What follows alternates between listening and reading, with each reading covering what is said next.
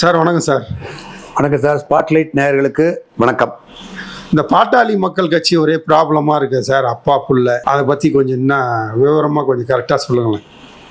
பாட்டாளி மக்கள் கட்சியினுடைய நிலைமை தற்பொழுது சந்தி சிரிக்குதுன்னு சொல்லுவாங்க இல்லையா, அந்த மாதிரி சந்தி சிரிக்கிறதும் இல்லாத மூலம் முடுக்கெல்லாம் பாட்டாளி மக்கள் கட்சியுடைய நிலைமை சிரிக்குது.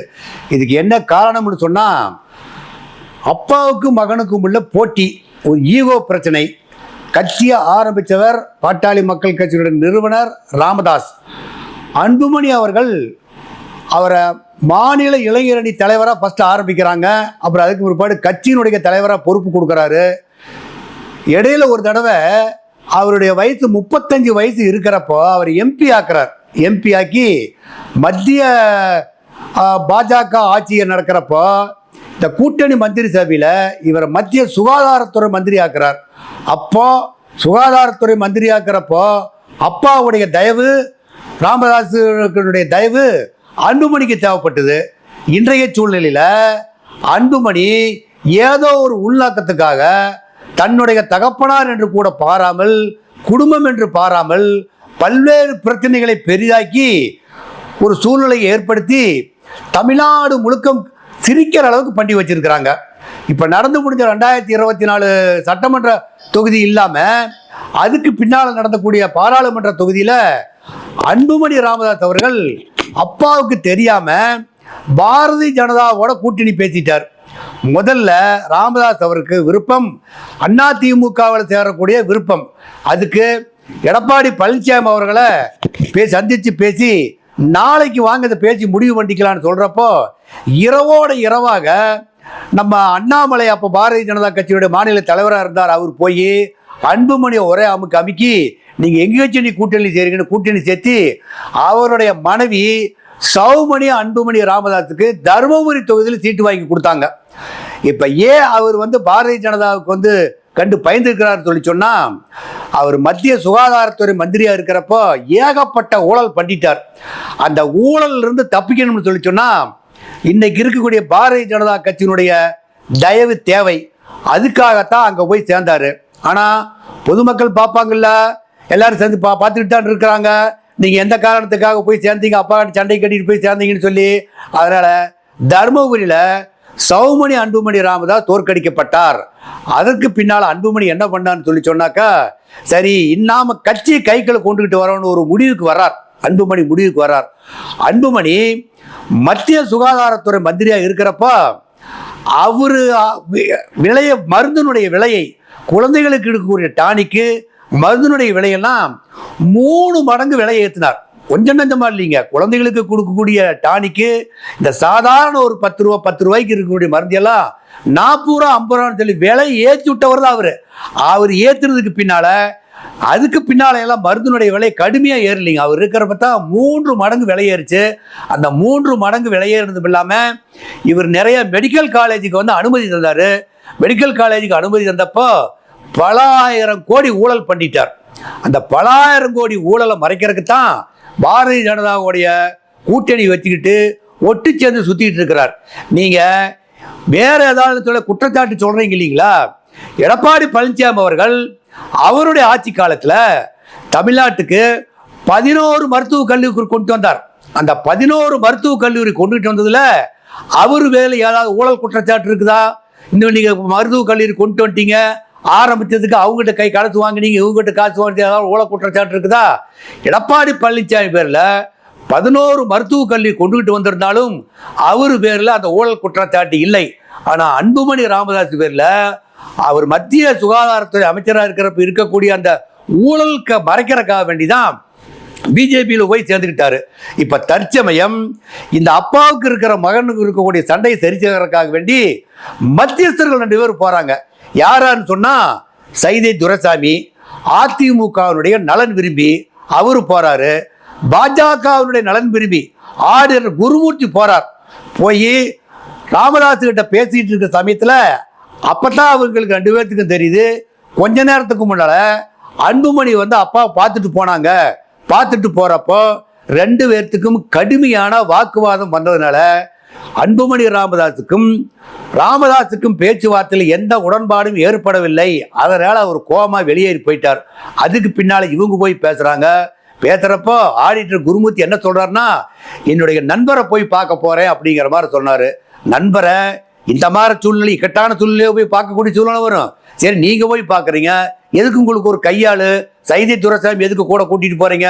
அவர் அதிமுக, நீங்க பாஜக, 2 பேரும் சேர்ந்து அமித்ஷா மதுரைக்கு 8ஆம் தேதி வர்றாரு, நீங்க உங்களை கவனிச்சாக்க ஏதோ ஒரு சமாதானம் பேசலாம்னு சொல்றப்போ அதுக்கு ராமதாஸ் அவர்கள் உடன்படவில்லை. கிட்டத்தட்ட ஒரு 1 மணி நேரம் 2 மணி நேரத்துக்கு பக்கமாக பேச்சுவார்த்தை நடந்து பேச்சுவார்த்தை தோல்வி அடைந்து அவங்க வெளியே வந்துட்டாங்க. வெளியே வந்த பிற்பாடு அதுக்கு அடுத்த நாள் அமித்ஷா மதுரை வர்றாருன்னு தெரிஞ்சோன்னையும் இவர் எங்க தைலாபுரத்தில் இருந்ததுன்னா நம்மளுக்கு இது அதால் கூட்டிட்டு போய் அதால் சித்திரவதை ஒண்ணுவாங்கன்னு சொல்லி சென்னைக்கு ஒடியாந்துட்டார். அவர் சென்னைக்கு ஒடியாந்தனால அமித்ஷா இந்த பாட்டாளி மக்கள் கட்சி ஒரு பொருட்டாவே எடுத்துக்கல. ஏன்னு கேட்டா 2 பேர்த்துக்கு சண்டை இருக்கிறப்ப எந்த கட்சிக்கு உங்களை கூட்டணி சேர்த்துவாங்க? திமுகவிலையும் உங்களை கூட்டணி சேர்த்துறதுக்கு கொஞ்சம் தயங்குவாங்க, அண்ணா திமுகவிலையும் கூட்டணி சேர்றதுக்கு தயங்குவாங்க, பாஜகவிலையும் கூட்டணி சேர்த்துறதுக்கு தயங்குவாங்க.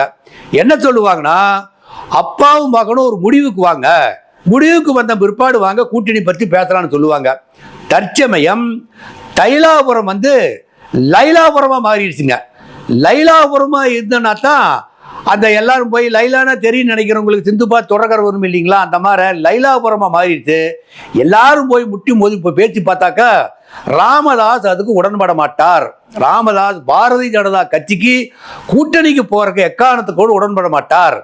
ஆனா அன்புமணி ராமதாஸ் என்ன சொல்றாருன்னா, தர்மபுரியில் நடந்த மீட்டிங்ல நான் என்ன தவறு செய்தேன், என்னை கட்சி விட்டு தூக்கி எறிகிறாங்க, நான் தான் தலை, நான் இல்லாத பாட்டாளி மக்கள் கட்சி இல்லைன்னு சொல்லி அன்புமணி ராமதாஸ் கூக்குரல் இடுறாரு. நீங்க நான் என்ன தவறு செய்தேன்னு சொன்னா, புரட்சித் தலைவர் எம்ஜிஆர் அவர்கள் திமுக தூக்கி எறியப்பட்டப்போ நான் என்ன தவறு செய்தேன் அப்படின்னு சொல்லி கட்சி ஆரம்பிச்சாரு. அதே சமயத்துல 79 அவர் கட்சியை டிஸ்மிஸ் பண்றப்போ அதே வாசகத்தை சொல்லித்தான் அவர் ஆட்சி பிடிச்சார்.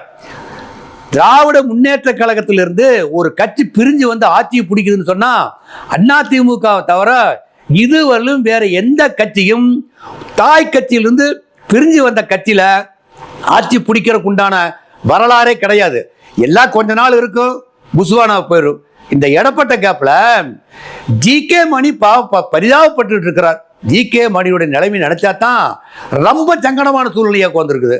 அவரும் 2 தரப்புலையும் மாற்றி பேசி பார்த்தார். ஜி.கே. மணி ராமதாசனுடைய விசுவாசி. ராமதாஸுக்கு அவரை தான் கௌரவ தலைவராக பாட்டாளி மக்கள் கட்சிக்கு போட்டிருக்கிறாங்க. அவர் ராமதாசனுடைய விசுவாசி, ராமதாசனுடைய மறு உருவம்னே சொல்லலாம். கட்சி வளர்த்துறதுக்கு அவங்களாம் ரொம்ப கஷ்டப்பட்டு வளர்த்துனாங்க. அந்த கஷ்டப்பட்டு வளர்த்தனுடைய நிலைமை தெரிஞ்சதுனால தான் அவர் ராமதாஸ் பக்கமே நிற்கிறாரு. அவரு எவ்வளோ முட்டி மோதி பார்த்தாரு, ஒன்றும் முடியல. கடைசியாக அவர் என்ன அறிக்கை விடுறாருன்னு சொன்னா, இன்றைக்கு இருக்கிற சூழ்நிலை, பாமக இருக்கிற சூழ்நிலை, நான் ஒன்னா ஊருட்டு ஓடிடணும், இல்லை நான் தற்கொலை பண்ணிக்கணும், அந்த அளவுக்கு வெறுத்து போயிட்டாருங்க. அந்த அளவுக்கு அன்புமணி ஜி.கே. அவர் ரொம்ப வெறுத்து போயிட்டார். அவர் அந்த அளவுக்கு ஜி.கே. மணி வெறுத்து கண்ணீர் விடா குறையா கதை சொல்லிட்டு உட்கார்ந்துருக்காரு.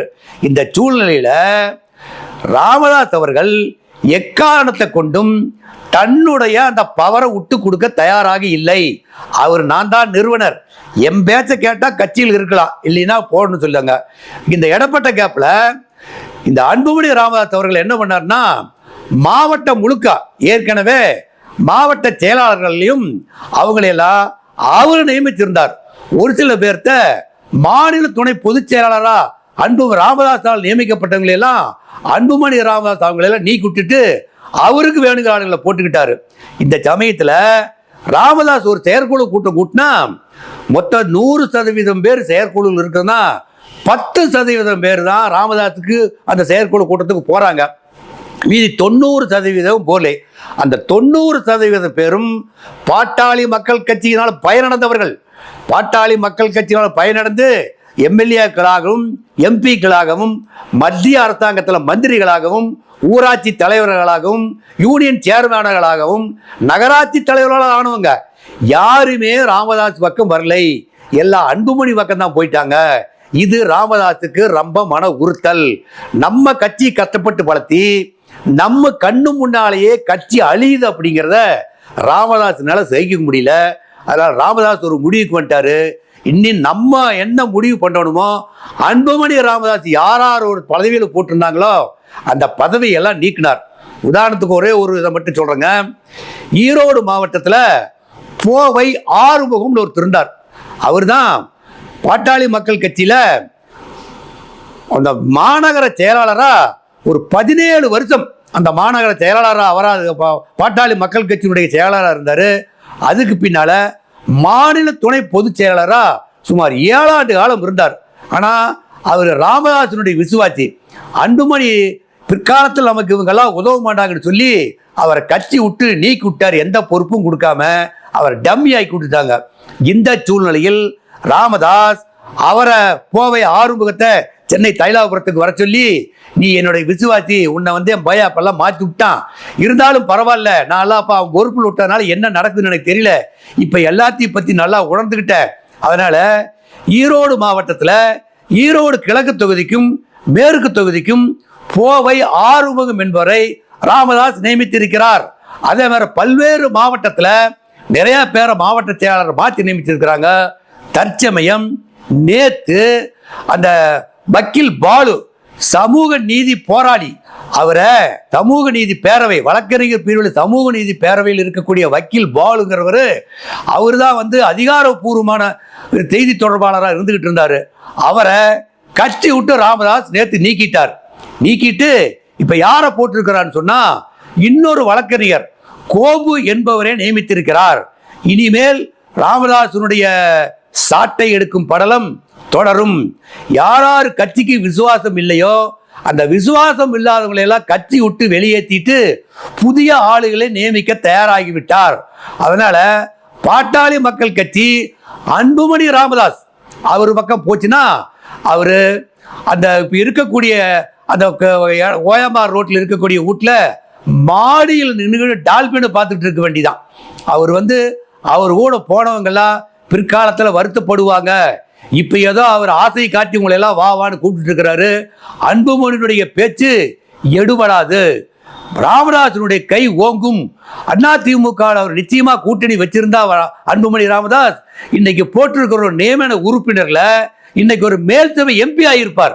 ஆனா ஏற்கனவே எம்பி ஆகிவிட்டதை நீங்க நம்பிக்கை துரோகம் பண்ணி பாஜகவோட போனதுனாலதான் எடப்பாடி பழனிசாமி அவர்கள் உங்களுக்கு கிட்டையே சேர்த்துல. அந்த சூழ்நிலை தான் உங்களுக்கு தற்போது மேல்சபை பதவி கிடைக்காத உண்டான வாய்ப்பை நழுவு விட்டுட்டீங்க. இனிமேல் வருங்காலத்துல நீங்க ராமதாசனுடைய பேச்சை கேட்டு பண்ணீங்கன்னா கூட்டணி கட்சியில் உங்களை எல்லாத்தையும் வான்னு கூப்பிடுவாங்க. உங்களுக்குள்ள சண்டை இப்படி பெருசா இருந்தா எந்த கட்சியும் உங்களை கூட்டணிக்கு சேர்த்த மாட்டாங்க. உங்களை தீக்காக உங்களை வந்து நடு நிற்கதியா நிறுத்திட்டு போயிடுவாங்க. பாட்டாளி மக்கள் கட்சியினுடைய வளர்ச்சி ஒரு 20 ஆண்டு காலத்துக்கு 15 ஆண்டு காலத்துக்கு முன்னால சொல்லி சொன்னா அவ்வளவு வீறு கொண்ட வளர்ச்சியா இருந்தது. அத்தனை பேர் பாட்டாளி மக்கள் கட்சியில நகர செயலாளராக இருந்தாங்க, நகர சேர்மனா இருந்தாங்க, பேரூராட்சி தலைவராக இருந்தாங்க, நிறைய பேர் எம்எல்ஏ இருந்தாங்க. எல்லாருக்கும் வாழ்வு கொடுத்தவரை நீங்க ராமதாஸை தூக்கி கடன் பார்த்தீங்கன்னாக்க ராமதாஸ் பொறுத்து கொள்ள மாட்டார். வருங்காலத்தில் பாட்டாளி மக்கள் கட்சியினுடைய வேகம் ராமதாஸ் தலைமையில் நடைபெறும். கண்டிப்பா ராமதாஸ் அனுசரிச்சு போறவங்களுக்கு தான் கூட்டணியில் எடை இருக்கும். ராமதாஸ் ஒரு தீர்க்கமான முடிவுக்கு நிச்சயம் வருவார். நன்றி, வணக்கம். இந்த வீடியோ உங்களுக்கு பிடிச்சிருந்தா லைக் பண்ணுங்க, கமெண்ட் பண்ணுங்க, ஷேர் பண்ணுங்க, சப்ஸ்கிரைப் பண்ணுங்க.